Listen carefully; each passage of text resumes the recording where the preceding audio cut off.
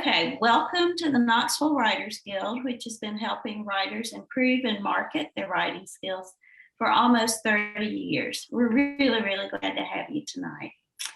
Beginning tomorrow night is our sold out in-depth fiction writing workshop with Elizabeth Genovese. Congratulations, anyone who managed to score a place in that one. On October 7th, entrepreneur Carrie McConkey will go back to basics with us on how to be a savvy self-marketer, a skill we all need if we want to promote our writing. And on October 16th, I see Pamela there, Pamela Schoenwald, our very popular workshop leader, will take us through revision tactics to unblock, sharpen, and enrich our work. You can sign up for these last two on the website, knoxvillewritersguild.org. Tonight, we hear the outcomes of a 4-week How to Write a 10-Minute Play workshop led by Harrison Young. You've moved around on my screen. Tennessee Ambassador for the Dramatists Guild of America, which is a big deal. Here's Harrison to explain this exciting new foray for us and to introduce the playwrights and the readings. Harrison. Thank you. Very much appreciate that, Cindy. And it's a pleasure to finally get to meet you here outside of 26 letters and 10 numbers on email. So that is wonderful to finally get to this point. It's an honor to be back. My name's Harrison Young. And we've been doing a 4-week workshop on 10-minute plays. I thought before going to it, just basically share a little bit about who I am, because I know a few of you, but I want to make sure you know what experience I was doing my best to bring into the workshop for people. I am with the Dramatists Guild of America. I was recently elected to be the Tennessee regional rep after being the Knoxville ambassador for 3 years. And so that's allowed me to meet a lot of playwrights across this area as well as the state. Also, more locally than that, many of you will be familiar with the Tennessee Stage Company. I've recently become their literary manager after having been an actor, director, or playwright for them each year since 2009. And then we also have a Next Run Production mentor program that I take on, where I mentor a playwright for a year each year. I'm in my 2nd year of that right now. And Knoxville Writer Guild very own Jeanette Brown was my very first person that I got to mentor with that program last year. And so really doing the best I can to bring those different experiences of seeing plays at different times, as well as my own writing experience. I've got 5 full-length plays with various productions for this area, Online Fighting being the most produced, and then also 24 different 10-minute plays that I've written on my own. And so with that variety of experiences, just wanting to emphasize, I've seen a lot of plays, but I'm using that experience to try to see through helping a lot of different playwrights build their plays. This program was meant to help both experienced writers as well as new writers, and we ended up having people who were both in this workshop. And so it was an honor to be able to help in that sort of way, and for the Guild to allow me this opportunity here. So what was the class like? I'll tell you. And so basically, this class was a 10-minute playwriting class. And basically, we handled the freedom of writing in so many ways. The very first class, we tried to approach the topic about how to write the impossible. And we talked about why it was possible, right? I don't think there was anything that stopped us from any writing ideas that we had on that once we talked about it. And then we also discussed ways to be able to do that with a maximum infinite budget as well as zero budget at all. So we're keeping our creative focuses open in that sort of way.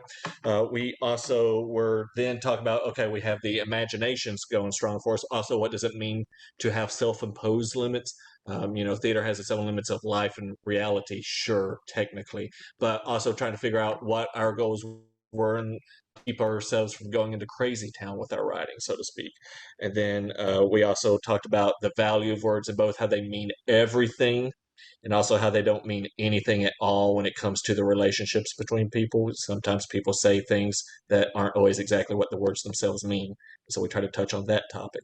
And then last, there was a need for us to discuss a little bit about editing. That was a requested topic. So we spent some time editing jokes and paragraphs and words, trying to see how we could shorten things or stretch them out and make sure that we just kind of understood what it looked like to serve that purpose of writing, because we here at the Guild, I'm sure many of you know, writing is indeed rewriting. So we try to put a focus on that. So with all of that said, I'd like to introduce some wonderful people that I've gotten to know through this. You guys already know Jeanette Brown. She was one of our two playwrights who got to finish the class. So very nice to see you and make it to the finish line with you here, Jeanette. And then also I got to meet someone new here. We had Kate Caldwell, who is here. And so coming in from Chattanooga, I believe. So yeah, I'm very glad to have her on here as well. So what we're going to do is have two wonderful actors come in to read. And I think we ended up meeting them already. We have Carolyn Corley here, a local Knoxville favorite. Many of you will know her from different Shakespeare productions as well as new play productions. I've got to first know her through stage combat training with the Wild Time Players, for those of you who remember that. And so it's great to be able to continue seeing your help with new plays on this. I'd also like to introduce everybody to Jimbo Ernessy, who I trained with at UT whenever I was getting my theater degree there. And he and I got to share multiple productions. He's now in Chattanooga and has done many shows with the Chattanooga Theater Center. And it's just so nice to see the continued impact each of you have had with new plays along the way since meeting you guys. So with that in mind, let's just dive into the reading. What we'll do, since we've got this group panel going on here, looks like everybody's on gallery, at least on my end. I don't know how everybody else is. Probably for the best viewing experience, you guys may wish to switch to speaker. So Carolyn and Jimbo will be the only ones being seen on that point. Alternatively, we could all turn off our cameras. Turn off as a courtesy, but it's whatever you guys want to do. I figure if a speaker, that'll be fine. We'll ask for everybody's mics to be off. I'll read for stage directions. And I'd like to start off by reading Kate's play, The Painting of Mona Lisa. And so we've got two plays that we'll be presenting. Afterward, we'll do some introductions with the playwright, ask a question or two, then open up the floor for any questions that you guys may have. Great. So with this in mind, I'm bringing up my script right now. Technology is funny. Anybody else having a weird time adjusting to theater and the arts in the digital space the past 18 months? It's happening with me. I've never thought finding my script would be the difficulty of this. Here we go. We're making progress now. All right. So The Painting of Mona Lisa by Kate Caldwell. So I'll start off with the stage directions, and then Carolyn and Jimbo will take it away from here. So The Painting of Mona Lisa by Kate Caldwell. A woman sits on a stool while a man paints her likeness. The woman stands and stretches modestly as the man continues scratching at the linen canvas with his red sable brush. The woman crosses the small studio to look over the man's shoulder. The color is wrong. How can you be so sure? I have my mother's eyes. The color there is wrong. You can do better? I can do it right. Then I then pass the torch to one who can see.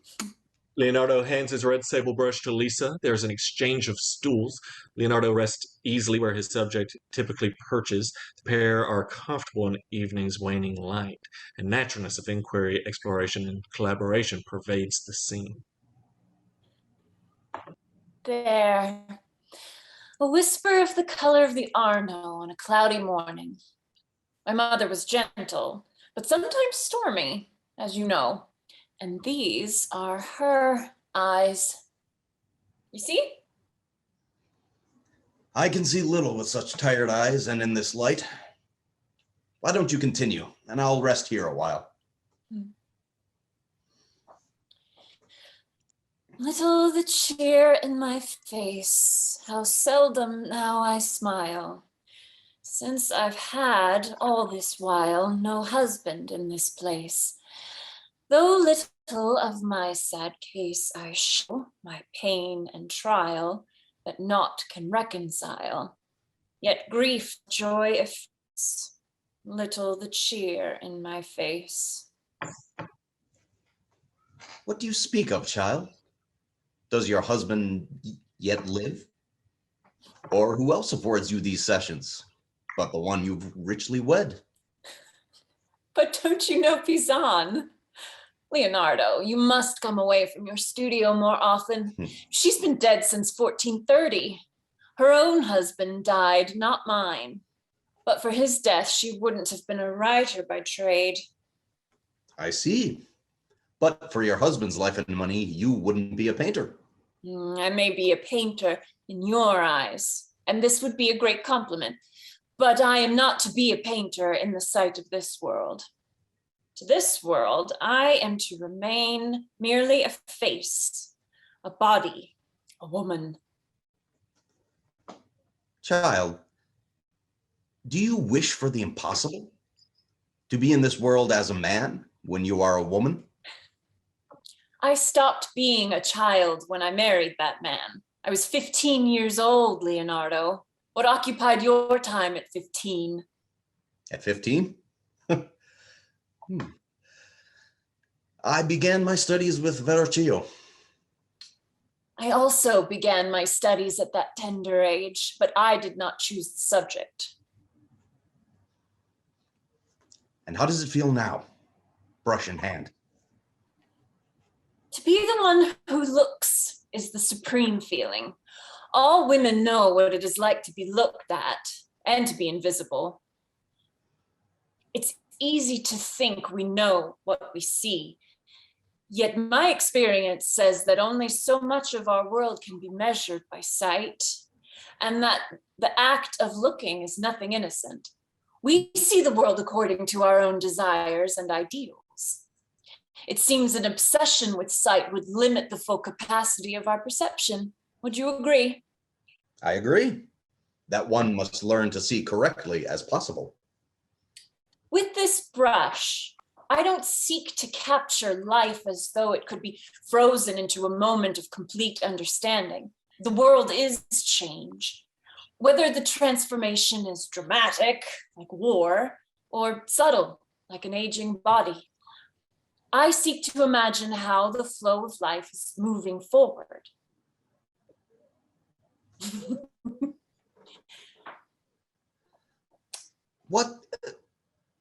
What is this place, Mona Lisa? Do you not recognize the reference? Nature's embrace of our fair city, greatest in the world. This is the face I call up when the children are shrieking, when my husband is demanding, when they all fall asleep and I'm left with the quiet of my mind. This is where I go, into the arms that encircle the city, the hills, the Arno. This is the face that I seek to capture, as though it could be done. You have not changed since first I met you. Have I not? Since I was the child you knew, need I remind you that I've borne 6 of my own? It's true, the time changes us all. It was not long ago that we met, and as much has happened since. But isn't there always an essence?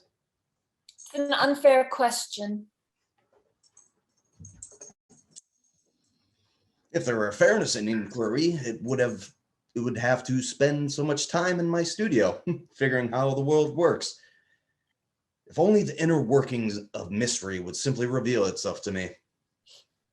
Surely I'd have time to finish all of my commissions. Do you suggest the subject's essence is what you seek to capture in the work? I don't suggest, I just ask. It's never easy with you, is it? All of my students would agree with you. And none of you would stay if I made life seem easy. It would be untrue. I'm not sure about an essence that I could capture from another's form. I cannot be sure of my own essence. I'm more like the layers in this painting you've begun. The overall effect is truth. But the individual strokes are a little bit random, it seems. Oh, an insult in my own house. The artist is not actually God. Or do you disagree? I'd say we are not wholly different. And yet the artist does not create what the eye beholds as inspiration, what the hand seeks to repeat in likeness. I remember watching you work when I was a young child. What I witnessed was a patience, more like any reverence I've seen in a priest. That's why I revealed to you my own secret upon our reunion, that I have taught myself to paint. I want to engage the world as you do, as a mirror who loves the object it reflects. Is a mirror faithful by default? Perhaps mirror is the wrong word. What happens on the canvas is more like a birth. Believe me, I would know. What feeling do you hold toward your creations, the paintings, the sculptures, the many great works you have brought to life? As you know, the process is a painful one at times, and often exasperating. Though I try to see the pattern of the mystery. It seems nature is a stubborn companion. I'm curious, what do you actually see when I'm sitting before you on that stool? Is it really my essence or something else? My dear child, I will let the painting speak. I do not have the words. Oh, don't be coy. It's unmanly. What you see, what I see, you see on the canvas. I'll ask it this way. How do you know it's me that you paint? Do you ask if I am a mirror or an artist in truth? The mirror does not actually see, but the artist does. It's a simple question that I ask, Leonardo. What do you see when I sit upon that stool, locked in your gaze? I would be a fool to say patience. I would be a greater fool to answer your question with my own words. Please, let the painting speak. This is the correct language for the answers you seek. Not at all sure if art is the language of truth. It would seem a lie can be equally beautiful, sincerely wrought. You find the mirror unfaithful after all. You've invited me to help create this portrait, for reasons I can only guess. Clearly, you treasure your own secrets, though you seek to declaw nature by removing hers. The painting we now create together must somehow hold both of our perspectives and cannot yield a uniform way of looking. Doesn't it bother you to give up such complete control? All natural phenomena that I found worth studying are layered and complex. Rarely have I felt in control of them. And no one seems much in control at birth. And isn't this the case with art as much as nature? Our choice is to live in harmony or persist in rebellion. We fight the tide of our times or let it carry us where it will. Which is it that you have chosen to do, Leonardo? What would you guess from my life? I see that many avenues have opened for you according to your sex and your natural proclivities. It would seem that life has been kind to you and that you are largely deserving. And what do you choose, Mona Lisa? Harmony or rebellion? As for me, the choice is a false one. Though I have long considered the question, you must realize that I survive according to laws which are written as clearly on my body as when Moses scribed commandments in stone. I am a ledger of unfair exchanges. I can supplicate neither state nor religion for protection. I have not chosen art because I cannot live a life like yours. And yet I have chosen art in those brief moments when I can attain its freedom. End of play. All right. So that was Kate Caldwell's play. And so great one to be able to start off with on this. We have 2 plays to be read here. And so we'll go ahead and dive into the second one here. This one is called Road Trip by Knoxville Writers Guild's very own Jeanette Brown. So I'm loading up my script right now and giving the actors a moment to get theirs. Let's see here. And all right. Actors, do you have your scripts prepared? Yes. Great. And we'll take it away from there. Road Trip by Jeanette Brown. A married couple riding in a very small rental car. The writer flips through a magazine during the silences. This has been a good trip. I agree. A good trip. A few bumps in the road here and there, but all told, an excellent trip. And the terrain, we've seen it all. The peak of the Taos Mountains, the mesas, and now we're descending into Albuquerque. Peaks and valleys, like life. Like marriage.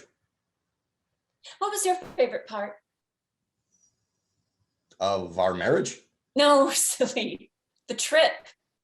Let me think. Well, the Taos Pueblo was wonderful. Multi-story housing units, indigenous material on a human scale, handmade by people who dwell there. It's quite inspiring. That's the architect in you. You don't agree that the Pueblo is phenomenal? Of course. But the corn dance appealed to me. The costumes, the drumming, the movements that have been passed down through generations, it touched me. Yes, you respond emotionally. And you visually. Unemotionally? I didn't say that.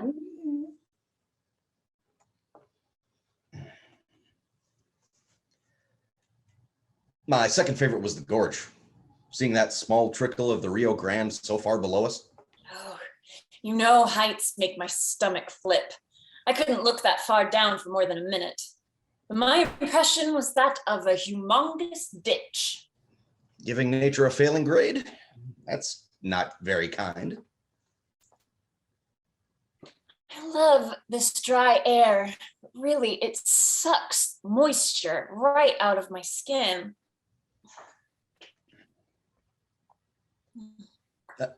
Me too.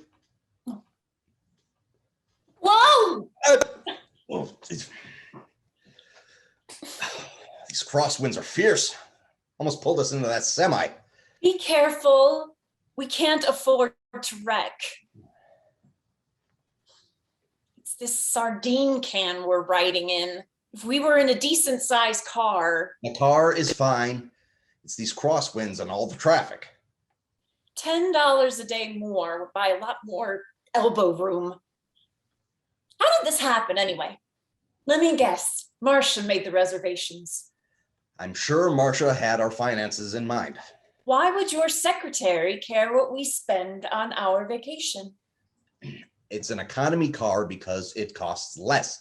That's what economy means. No, economy means bare, basic. And in this case, confined. We're imprisoned in this cramped situation. You're being dramatic.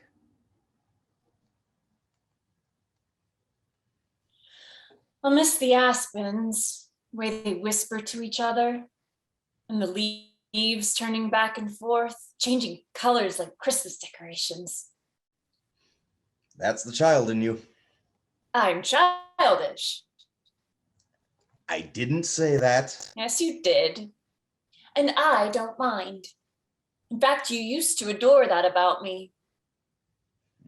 Things change. It's a mystery to me. Not the Pueblo. It hasn't changed for hundreds of years. And you know that firsthand. You were cooling your feet in that stream, and the woman said you were standing in their drinking water. Nice of you to remind me. I thought it was funny. How was I supposed to know what they drink? Maybe the Pueblo hasn't changed because there's no Wi-Fi there. But those kids go to school in town. They'll be changing the old ways, probably not for better. It hasn't changed because it's a tourist destination. People come to see the past, not the present or future. Speaking of the past, remember Julie? Julie Evans? Your best friend forever, your maid of honor you haven't heard from for decades? That Julie? Don't be mean. Our paths diverged. Anyway, she called right before we left town. She's getting a divorce and... Look, that's where it was. That's where we saw that horse trailer come unhitched from the pickup. It was pointed straight up. Watch where you're going. It was right there. Pay attention. Stop trying to control. Someone has to. A faulty hitch. Horse's head was turned sideways. Its neck was broken. Obviously dead. It's the saddest thing I've ever seen. Those people standing around, stunned what they'd lost, all they'd invested in. It was gone, just like that. Want me to drive the rest of the way? No. Mind if I pull over for a few minutes? Yeah, we've got time. They both exit the car.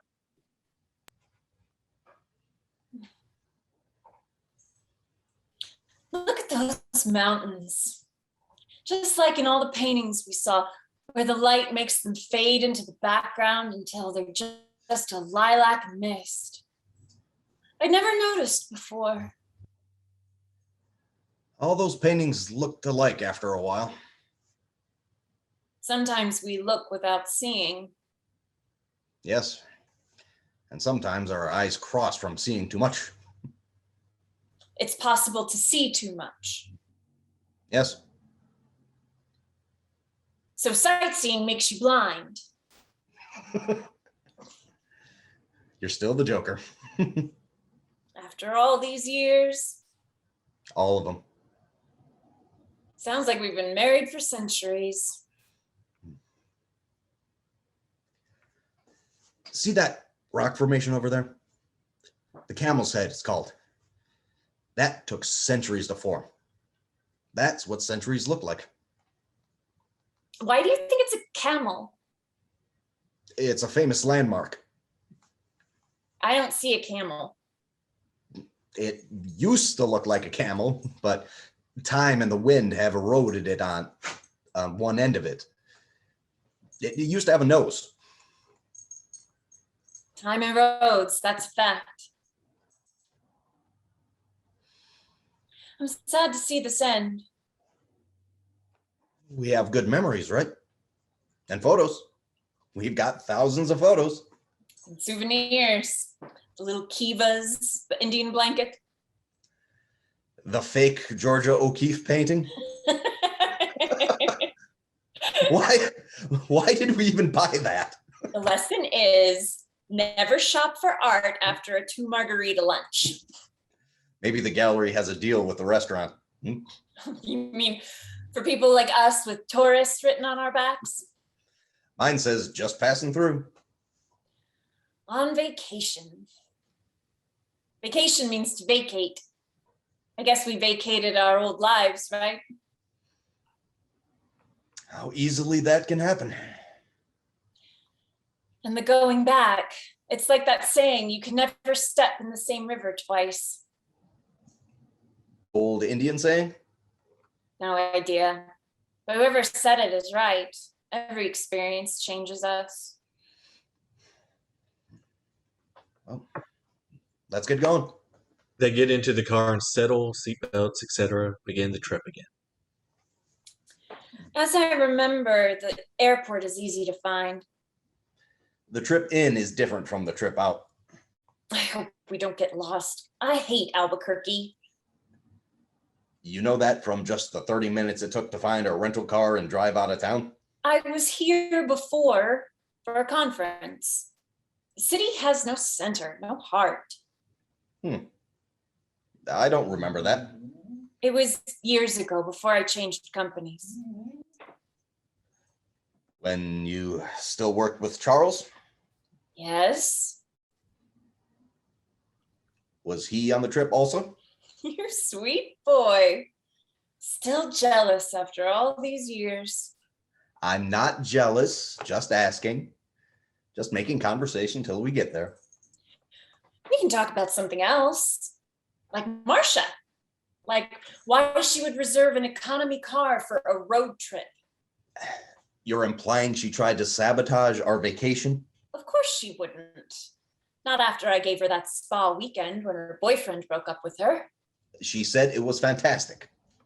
Is she over him yet? I have no idea. You two don't talk about your personal lives. Not at all. Then how did I know she was depressed about the breakup and you know that she liked the spa?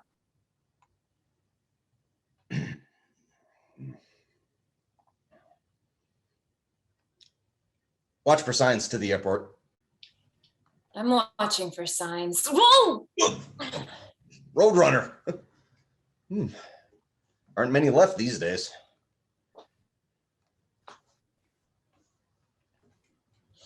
Wonder what Taos is like during ski season. Think you'd come back then? No, there'd be too many people. Like this week. That was because of the corn dance. It's a big draw. I don't like crowds, but I'm glad we were here for that. Thank Marcia for me, okay? Will you give it a rest? I asked her to book our vacation and she did. You should thank her. At least she showed an interest. Please give her my regards. Should have gotten her one of those keychain kachinas. That's okay. It's taken care of. What? You're gonna give her our fake O'Keefe? Oh, that Indian blanket for us. Are you watching for signs? We should be getting closer. Actually, we're farther away than ever. You're saying... Yes. That's the exit.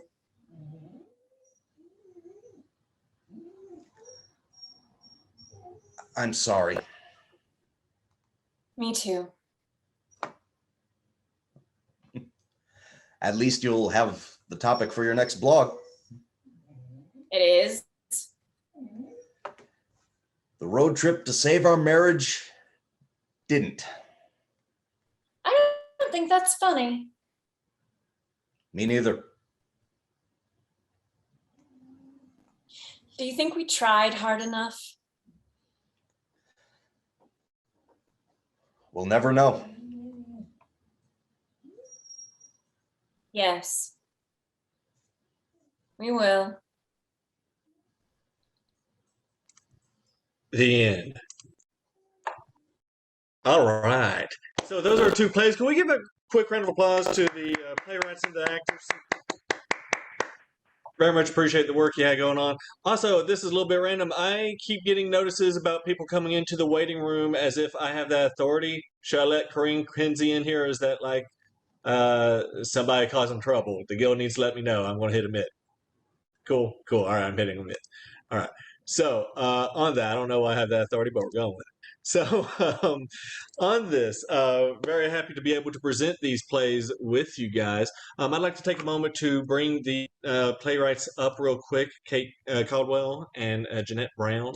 So very happy to have you guys here. And just want to have you guys share with us real quick. First of all, if I could ask you guys, what inspired you guys with the scripts that you chose to write? I just thought it was a good idea to trap two people in a car and watch their marriage fail.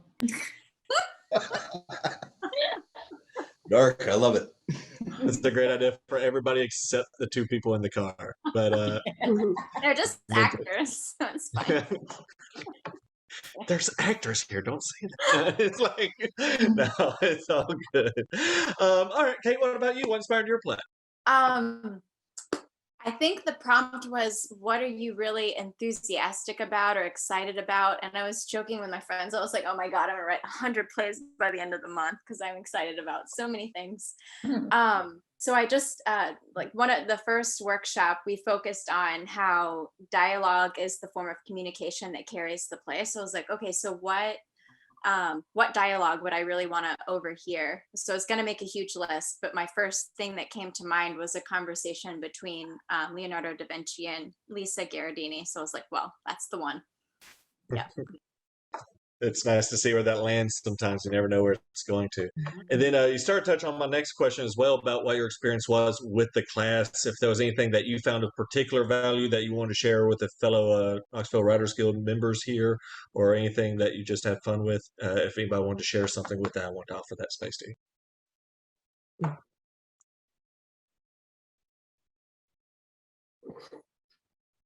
Oh, well, I thought that when I think of a 10-minute play, I think of limitations. It's like 8 or 9 pages, 2 or 3 people, not much of a set because they're usually done together. So I was thinking small, and the first one about being limitless and having all this budget. We did robots and dinosaurs, and we had a good time with just the freedom of it. We did find some really fun ways to talk about if we had an infinite budget, how would we present dinosaurs on stage, and also if we had no budget, how would we present dinosaurs on stage? And those have wildly different answers. Imagine that, right? And so that was fun. I'm glad that you found a benefit from that. Kate, what about you? I just enjoyed learning the mechanics of this art form.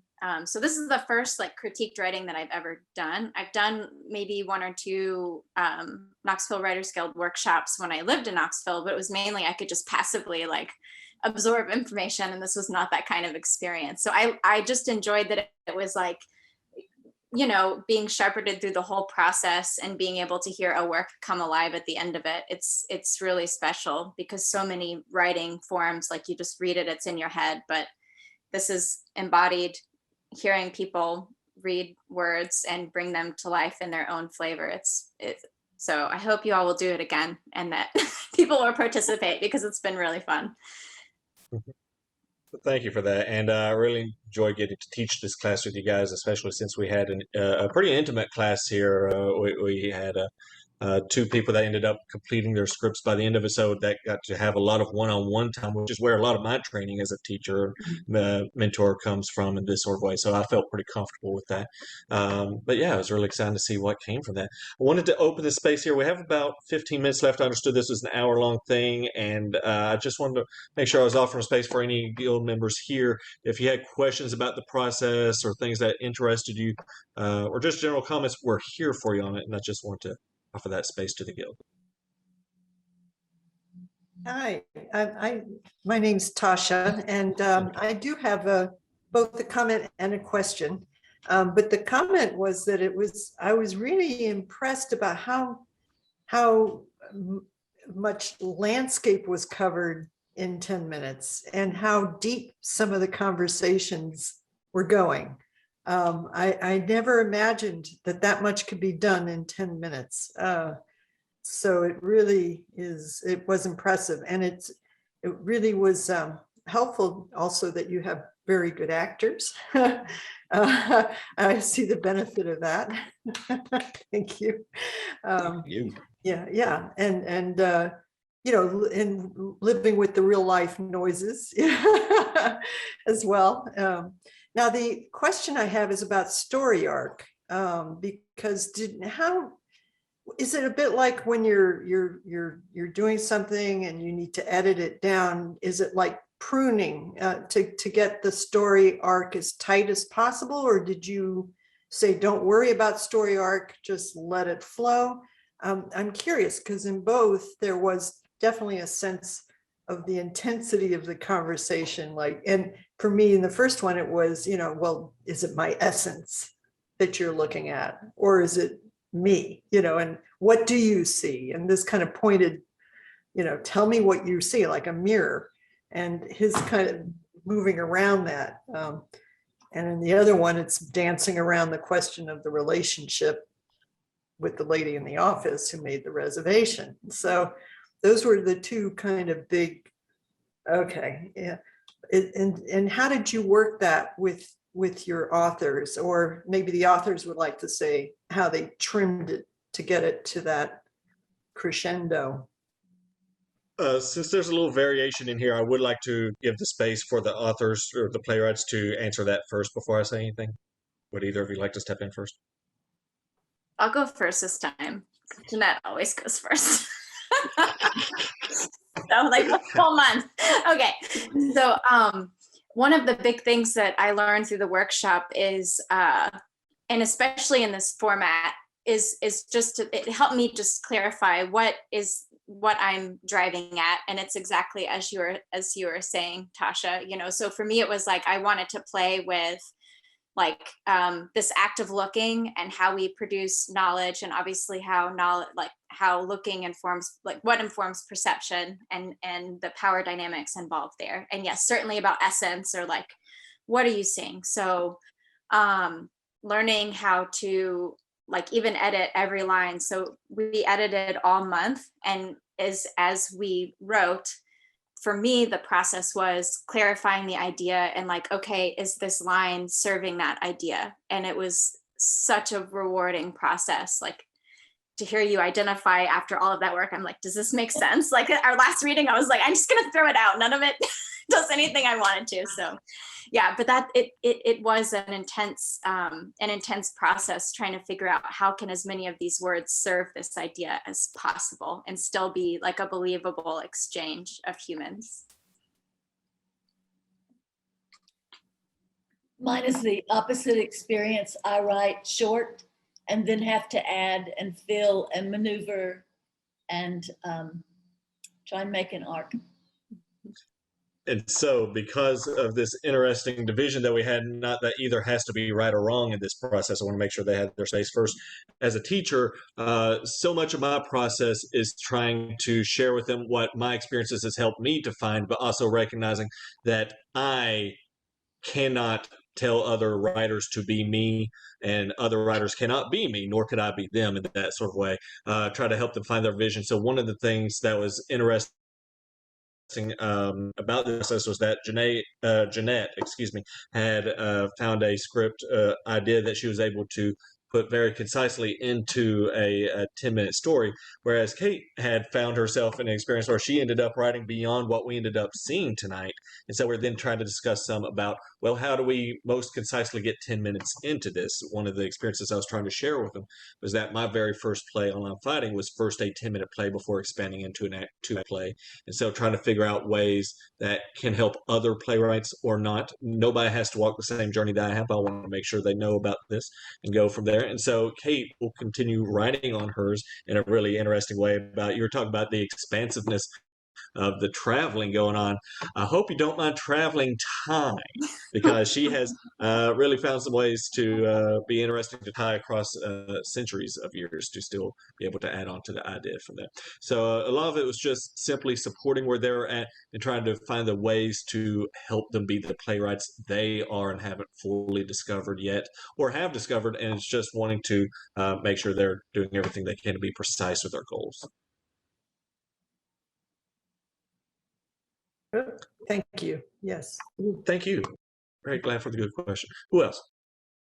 I had a comment and question. First of all, I enjoyed it so much, and so both of them were so thought-provoking and wonderful, and especially the actors also.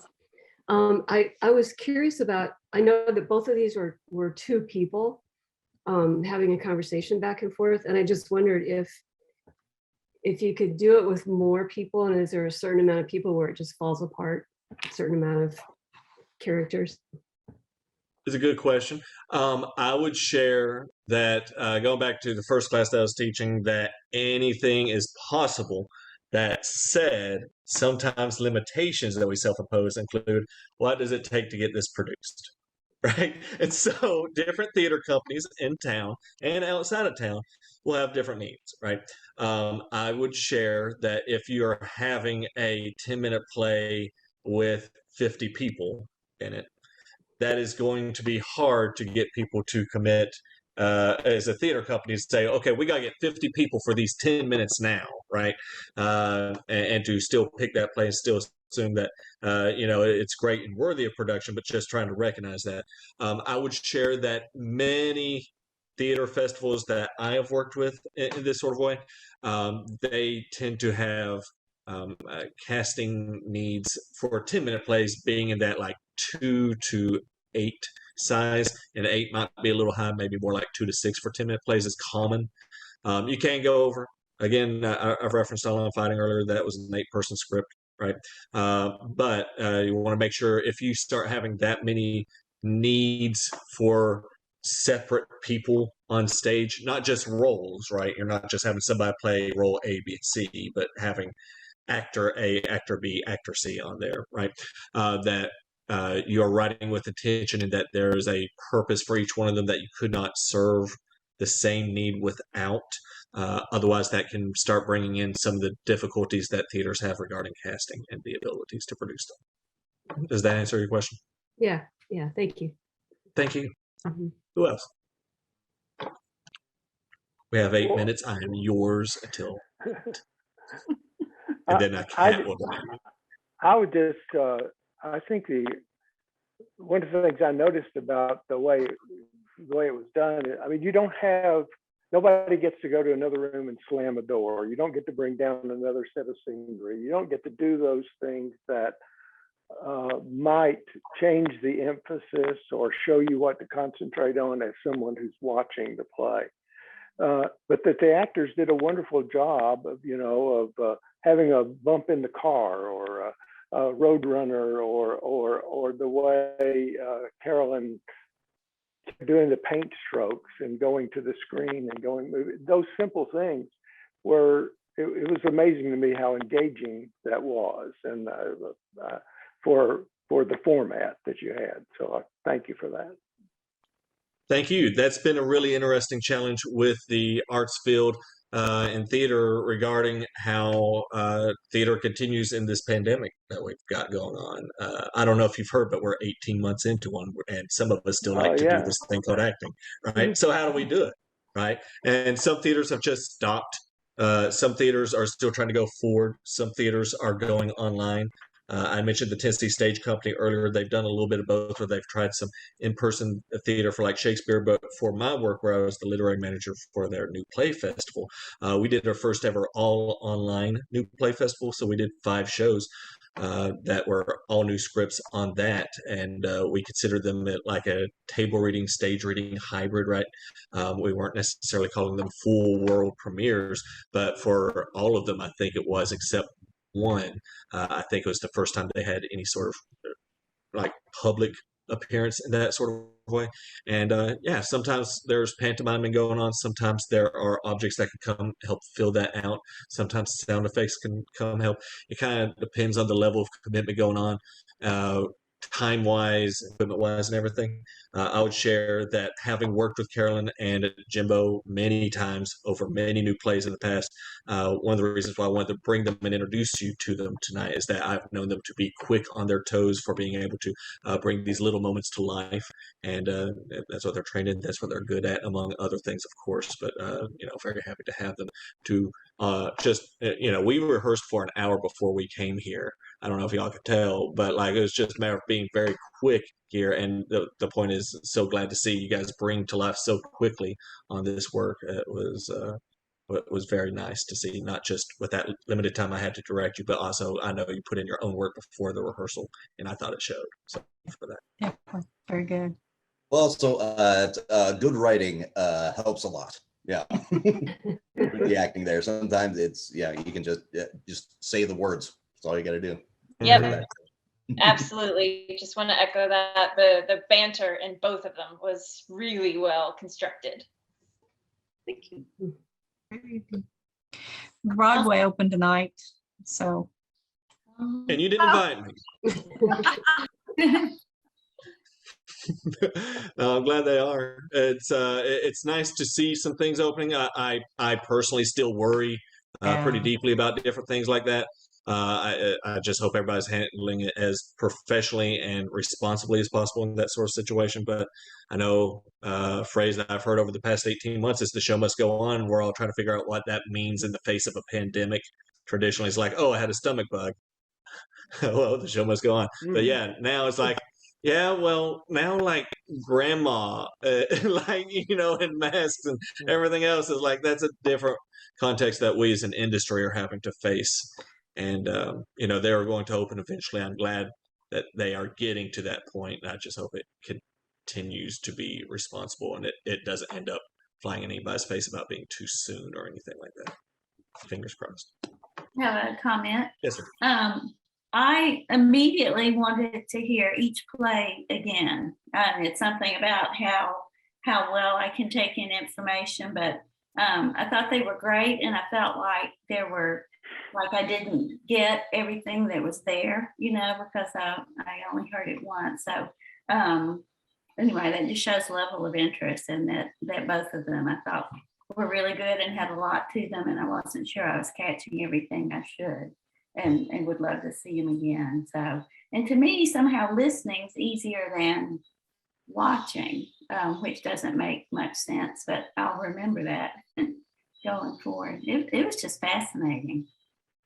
That's great. Yeah, we got actors who are easy on the ears, and got writing that makes it easy to continue going that way. So I'm glad that that worked well for you. Yeah. Anybody else? All right. I'd like to leave you guys with one little lesson and then a few thanks real quick. One of the things that I tried to emphasize throughout this process was the mentality of failing faster on this. And so we, it sounds counterproductive. I don't want to fail. I'm taking a class so I can succeed. But the point is that we were trying to create as quickly as we could to get to the points where we could edit faster so we could get to our growth faster. And, that's not just a one play or one work at a time mentality. That's something that I've really tried to encourage, not just my class, but to the artists around me, to continue failing so you can get to your successes faster on this. Those 24 short plays that I wrote earlier, you think I produced all of them? No. All those five full-length shows that I've written, they've not all been produced in that way either. But you're getting past those failures so you can get to the successes. And I don't think there's any shame in that. And I think that's something that I'd like to leave you guys with as you continue writing your next plays, your next stories, your next books, to continue building forward so you don't ever have to rely on just your past works to do the work that you're looking to succeed in. I would like to thank Cindy. I would like to thank Jeanette. I would like to thank Keifel. I'd like to thank the entire Knoxville Writers Guild for joining us. I'd like to thank Kate for taking the class alongside Jeanette, as well as the other people who are in the class earlier but were unable to complete the class for various reasons. I'd also like to thank Carolyn and Jimbo for joining us and sharing their time to help bring these new plays to life. Thank y'all so much. Y'all are wonderful.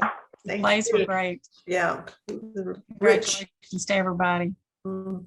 That's why And you obviously were a very good teacher. So they're very rich and both different and quite different. One was in the head, one was kind of in the gut. And I really appreciated both playwrights and their really good work. Yes. Thank you. See you all. And the closing thought too, as well. I appreciate that.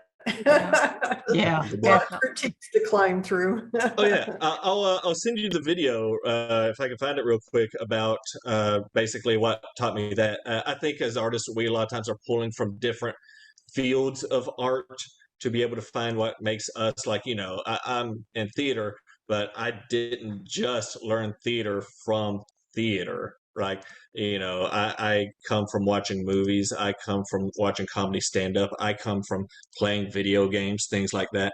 And yes, I do think there are each of those influences. So I'm going to send this link. I've got it saved right here. And that way you guys can have it in chat. It's basically a 4-minute video about video games and how they were basically encouraging people not to quit, or not to quit, but not to just work so hard on getting the single perfect idea. They started emphasizing things like, do you think Mario is such a great idea? You're a plumber that jumps on turtles. That's not like, itself an idea that is a multi-billion-dollar industry. That is just the seed that planted everything else. So I've posted that in the chat about failing faster. It's a 4-minute video. It's just meant to be motivational towards people who are creating video games, but I think it's more universal than that. Right.